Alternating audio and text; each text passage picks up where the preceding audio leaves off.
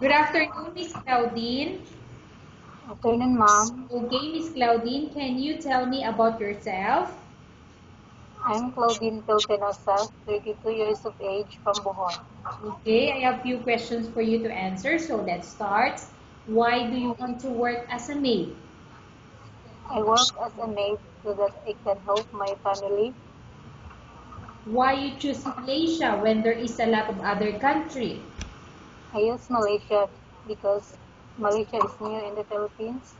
Okay, how are you qualified for this job? I'm physically fitted.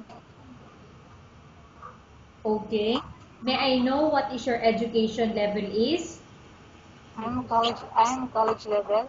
What is your recent working experience?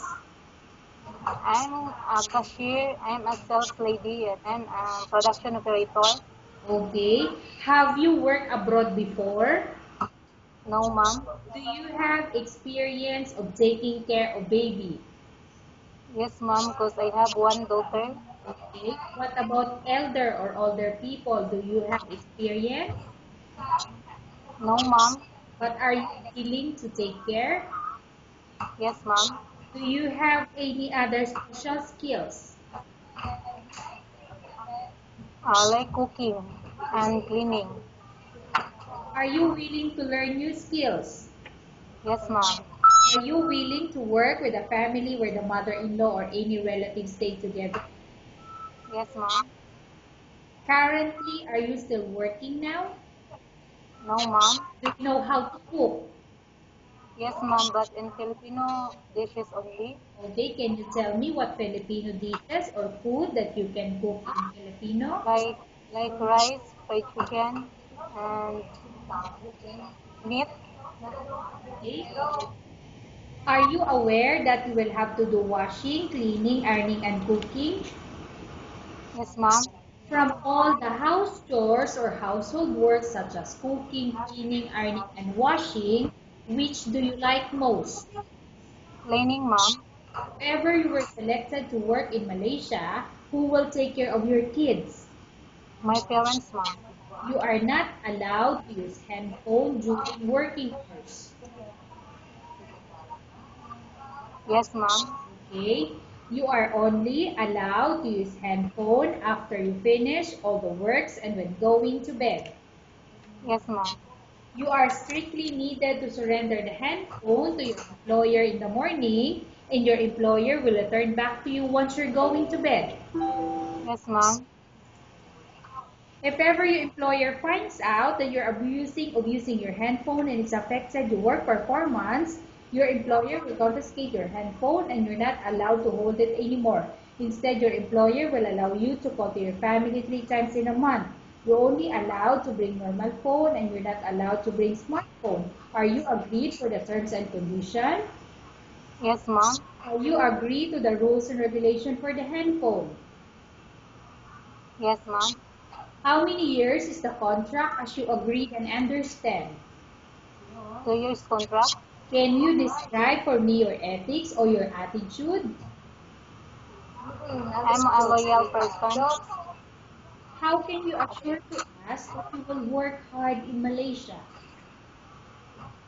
I'm a sure work hard, and I'm a hardworking mom. Okay. Can you promise not to use the telephone without the permission of your employer? Yes, ma'am. Can you promise not to put on makeup but to dress properly while work? Yes, ma'am. Can you promise not to invite friends and relatives without the consent of your employer? Yes, ma'am. Can you promise not to ask for advance salary from your employer under any circumstances? Yes, ma'am. Do you really understand of the rules and regulations of the agency? Yes, ma'am. Do you pay any placement fee for you to come to Malaysia to work as a maid? No, ma'am.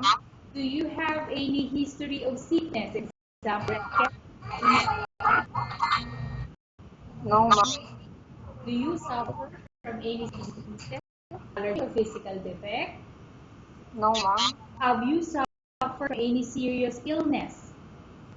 No, ma'am. Do you smoke? No, ma'am. Have you undergone any operation? No, ma'am. Are you medically fit? Yes, ma'am. Are you in any medication? No, ma'am. Are you allergic with any food? No, ma'am.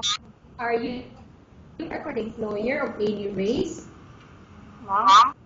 Are you prepared to work for the employer of any race? Yes, ma'am. Are you prepared to eat the type of food taken by your employer? Yes, ma'am.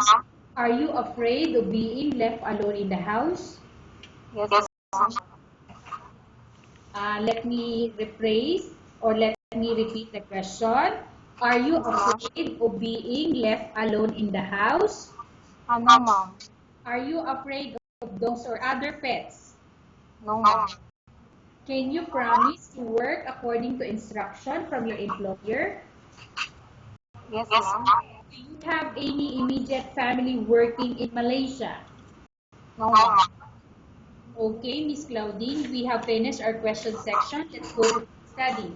I have a case study for you and I want you to answer me truthfully. Upon arrival in Malaysia within 6 months, if ever any of your family members pass away, what will you do? Will you continue to work till finish your contract or you will go back?